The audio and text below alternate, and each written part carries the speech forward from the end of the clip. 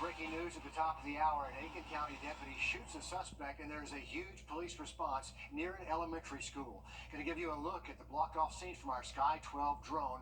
Law enforcement says an erratic suspect and a deputy were involved in a clash, ending in gunfire that injured the suspect but sent both to the hospital. The deputy was not shot during the scuffle. And the location is actually near J.D. Lever Elementary School, but it didn't happen at the school or have anything to do with it. News 12 Live coverage begins with Sydney Hood. Sydney, we know SLED is getting involved now. What else can you tell us about this situation? Zena, we're right across the street from the school, and this all took place as school was getting out for the day. Now, we've still got a pretty active scene right here behind me as deputies and SLED agents continue taking pictures and picking up evidence. Now, SLED did confirm to us they are investigating a deputy shooting someone. They say a deputy was injured in this altercation. Police say that deputy was not shot, only the suspect was shot. Again, this did not have anything to do with the school. Deputies say all students are accounted for and they are safe as far as school goes. Once law enforcement confirmed it was safe to do so, the school district lifted the lockdown. Now, we did get a statement from the Aiken County Public School District saying during the lockdown, students and staff were moved out of sight of doors and windows. It goes on to say parents and guardians were notified of the enhanced security procedures and advised to exit the campus and await further instruction regarding afternoon dismissal. Now, if you take a look at the scene right now, in terms of traffic, it looks totally different than whenever we got out here a couple of hours ago. We're right here on Columbia Highway across the street from the elementary school. Traffic is moving right now. A couple hours ago, they did have some lanes blocked off here, so if you are traveling down this road, traffic is flowing pretty much back to normal. But we've still got some deputies out here behind me. They are continuing to pick up evidence, take pictures, and investigate this scene. Now, this is still an active and ongoing investigation. We are going to stay right here on the ground and bring you more updates as they come our way. And that's good news that traffic is not really being impacted now as people make their way home. But we know it really was a chaotic scene hours ago as parents were trying to pick up their kids. It was, and you know those students had to be upset too. That shooting was probably close enough for many of them to hear it, and so that's probably a frightening afternoon on this first week of school for Aiken County. Sydney Hood live there for us on the scene. Thanks, Sydney, for the update. To weather now, and your first Chief Meteorologist Riley Hale. On another day, we're tracking showers. We are, Richard. A system that's supposed to get help to you faster. In my case, it could have costed me my life. Instead, causing calls to go unanswered. Dispatch from 16. Be advised we didn't get out of the station. And delays with deadly outcomes. The Augusta Fire Department is missing calls. The I-Team combed through thousands of emails that show the fire department knew about failures for years. Why would they let it continue on knowing that it's not working right? The I-Team took what we found to the city and fire chief, looking for answers and solutions for your safety. But it's been radio silence. So how do you know if first responders will show up when it's you and your family? You're lucky to be alive. Yes. It is a safety concern for anyone who lives, works, or even travels through Richmond County. And for 6 months, your I-Team's Will Rio has been exposing the problem and asking Augusta's fire chief for answers. An early morning emergency is blurry for Worlene Curry. She can't remember much because she was unconscious. Her family was trying to save her life, waiting on first responders to arrive. They didn't think that I was going to pull through. You're lucky to be alive. Yes. Worlene Curry called 911 for help, a decision that was almost deadly. August 31st, 2022, 1:50 a.m., Worlene is having a heart attack. 911, do you need police, fire, or ambulance? 911 dispatchers called an ambulance and firefighters trained as EMTs. It takes 11 minutes for dispatch to notice Fire Station 16 isn't responding. Dispatch engine 16. 35 seconds go by. Dispatch engine 16. Another 5 minutes ticks by. 911 dispatches Station 6 too. 6 dispatch. Can you dispatch 16 in this call as well? Affirmative, but they weren't acknowledging for this. We can get a hold of engine company 16. Agent 6, we were trying to call on the telephone and raise them again. They're not answering. 23 minutes later, firefighters finally arrive at the home. That's only 6 minutes from their station. According to the incident report, Engine 16 never received an alert. Dispatch manually called the station landline, but no one heard it. By the time I got to the hospital, I had a stroke along with a heart attack and was in there for a week. Curry's case is one of at least 139 dispatching errors discovered by the I-Team. Everything from car accidents, fires, to medical emergencies like the one experienced by Warleen. In my case, it could have costed me my life. For Tommy Williams' family, the price of the problem cost 2 lives. What's it like looking at all this right now? It's heartbreaking. That gun, people don't understand what I've lost. Just fine. This was my room. I kept all my. That's material stuff I know. Rex and Teresa means the most because I could have replaced all of that. But without them, I don't have no reason to. Teresa Ingram and Rex Williams didn't make it out alive from a house fire. Both were found inside just steps from the front door and just across the street from Station 16, which never received the initial call from dispatch. Dispatch from 16. Be advised we didn't get town at the station. The I-Team found hundreds of emails within the Augusta Fire Department. Engine 13 was dispatched over Purvis and did not receive tones. There was a 16-minute response to a call that was 200 yards from the station. Another saying there was a network outage and the internet was down for over 3 to 4 hours. During that time, Purvis failed to work. If you did not manually send the call, they never received it. Purvis is part of Augusta's 911 response equipment. A dispatcher types in a location. Purvis is supposed to then dispatch help based on location and urgency of the emergency. The data goes through an interface designed by Tyler Technologies. The I-Team has now learned the city may have known Tyler Technologies was a potential problem 3 years ago. In this email from September of 2021, it shows issues with Tyler Technologies' CAD interface when the Purvis system was being tested. Purvis reached out to Tyler Technologies then. We obviously have been testing with Augusta Fire, and I am sensing their patience is wearing thin. But also, the next customer down the road, Nassau County Fire, is talking about canceling the project because this has been lingering for so long. The system failure has a face and a human cost. Through our open records request, we found that the Augusta Fire Department never tracked how many initial emergency calls went unanswered, like the one that killed Rex and Teresa in this house fire. But we do know of at least 139 cases after reviewing county emails for 4 months, but there could be more. You're a perfect example. Your case may be a small percentage, but again, those are life-saving services. I mean, these are things that people could die over, no matter whether it's one case or 1,000 cases. It's alarming. I would like to be able to call them and get the help that I need. It appears the fire department only began to investigate after the I-Team started to investigate. On March 12th, James Perkins wrote, "As you may have heard, the news media is investigating calls that Purvis is not announcing. I would like to set up a meeting to discuss this and possibly reach out to Tyler and have them investigate. The latest incident occurred today for a working structure fire." Warleen Curry cherishes every day, but her sense of safety is shaken since that morning 2 years ago. I was still trying to ask them, what happened? I'm still asking, how did I fall asleep? And they had to explain to me what was going on.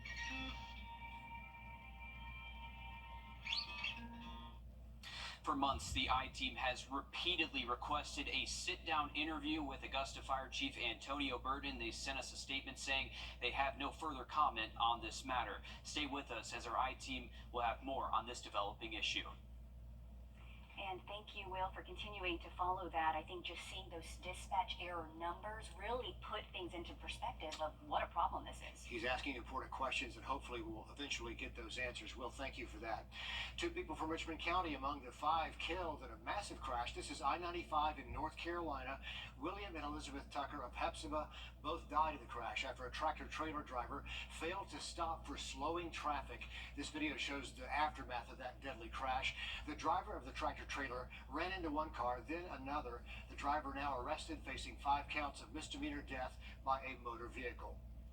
A giant sinkhole is causing issues for one neighborhood on Walton Way. Check out this video. The pavement was buckled around the deep hole in front of Langford Middle School last night. It sits right at the entrance to Windsor Court. The massive crater is blocked off, and we're still working to learn when crews will begin repairs. But just a heads up, if you are heading that way, certainly I'm sure all the rain we're seeing doesn't make things easier. Yeah, we don't have an exact cause, Riley, but that saturated ground cannot be helpful in a situation like that. I know, a scary situation. Luckily, there wasn't a car there when it happened, and we do have more heavy rain heading our way for late tonight. I have an update on the forecast for you just after the break. And later, a push to keep the lock and dam in place on the Savannah River is taking a big step forward in Congress. We explain, coming up next. Time and Temp, brought to you by your First Alert weather team. Create your perfect room for entertaining, relaxing, and more with patio enclosures. Right now, get 20% off your sunroom. Plus, enjoy exceptional financing. Call today. Patio enclosures. To weather now as we give you a live look outside. Sun's trying to peek through there, but it has not had much success on this cloudy day. I know it's one of those days you have to keep the umbrella close. Riley, the question is, how long are we going to see? Wise, we're going to remain below average. That backdoor cold front keeps highs in the upper 80s through the weekend and even most of next week. Thanks, Riley. Another top story tonight, a move to keep the current Savannah River lock and dam is being celebrated by Congressman Rick Allen. So the House recently passed language halting the Army Corps of Engineer plans to replace the dam with a rock weir running all the way across the Savannah River, and it forces the pool to be maintained at a specific level. That is a very big deal in all this. The lock and dam has been at the center of controversy for years now, and lawsuits centered around the people's needs versus the needs of fish impacted by the core deepening of the Savannah Harbor. So what does this new measure mean for you at home? Your Kennedy Payne explains. The Savannah Bluff Lock and Dam has seen better days, and once again at the center of controversy, the challenge to maintain water levels but also protect fish in the Savannah River. In this video provided by Congressman Rick Allen's office, Allen says he has worked for years to find a permanent solution that works for everyone. And one that works for job creators, municipalities, and our community alike. The Army Corps of Engineers, which operates the lock and dam, wants a rock weir to control water flow, with water flowing over the weir instead of through a spillway, something Allen finds a problem. Maroon boats and docks on the ground to excess debris, mud flaps, the river banks caving in, and these businesses not able to draw the water they need. A plan by Allen calls for river levels between Augusta's 5th Street Bridge and the lock and dam to stay between 114.5 and 115 feet. It's passed the House and now goes to the Senate. Tanya Bobtatibus with the Savannah River Keepers worries the plan doesn't account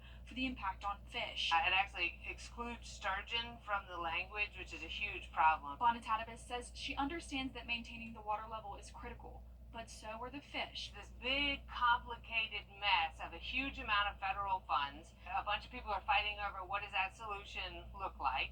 It's been an expensive fight, one involving lawsuits. We can't get people to sit down at a rational table and come up with a solution that meets all the needs of the project. She says the plan doesn't account for who is going to maintain the lock and dam or how to pay for it. We're just continuing this, I don't care about the fish, let me just take the money, and then also leaving this unfunded mandate. A fight as murky as the waters of the Savannah River. In Augusta, Kennedy Payne on your side.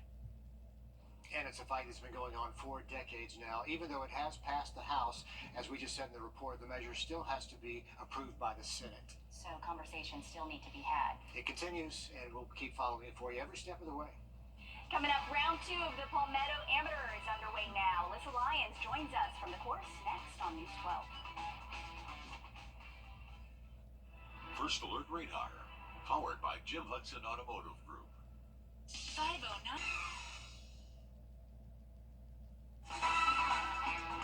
On your sideline. Here in the CSR, it's pretty likely that you'll find yourself eventually playing against Mother Nature. Here at round 2 of the Palmetto Amateur, it's no different.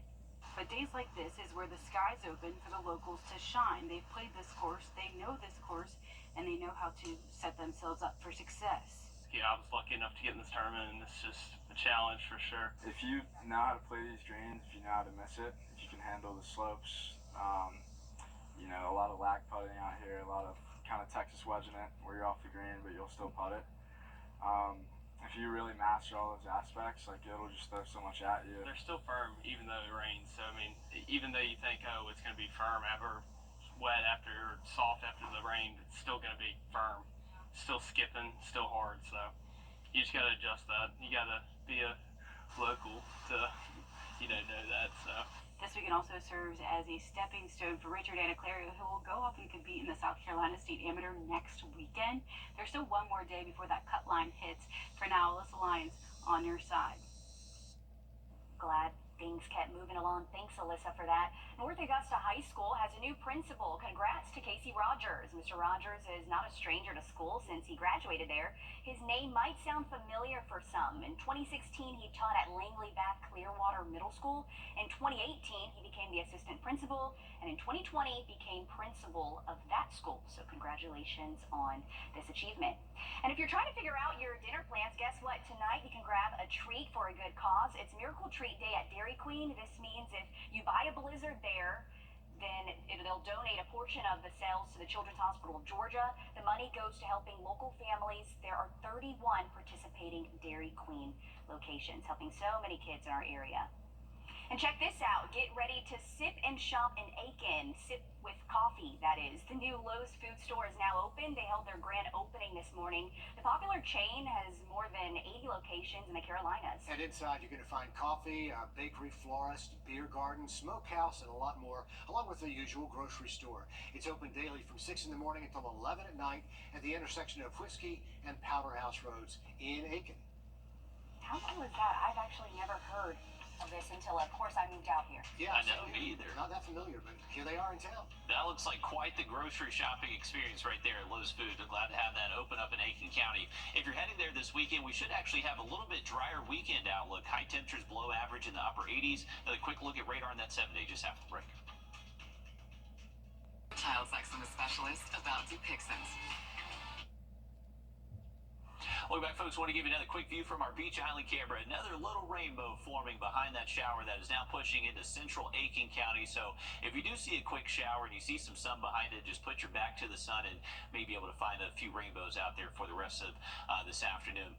Remember, there's going to be the opportunity for these heavy downpours up until midnight tonight, but heading over the next several days, those rain chances will be ticking down, and luckily high temperatures remaining in the upper 80s. Sounds good to us. Riley, thanks. We're live again at the top of the hour on 26 News. And then join us back on News 12 at 11. At the CBS Evening News, we focus on solutions, finding solutions to help people understand what are the right choices to make for you and your family. I was coming up like Road with 2.9% financing for 60 months. Morning, afternoon, night, Monday through Sunday, 24/7. Our first alert commitment to you is the power of 5 meteorologists, always tracking weather that impacts you, telling you what we know as soon as we know it. All the tools, the latest technology, and the first team of 5 meteorologists. First Alert is our investment in your family's safety. News 12's First Alert weather on your side. A leak on your roof can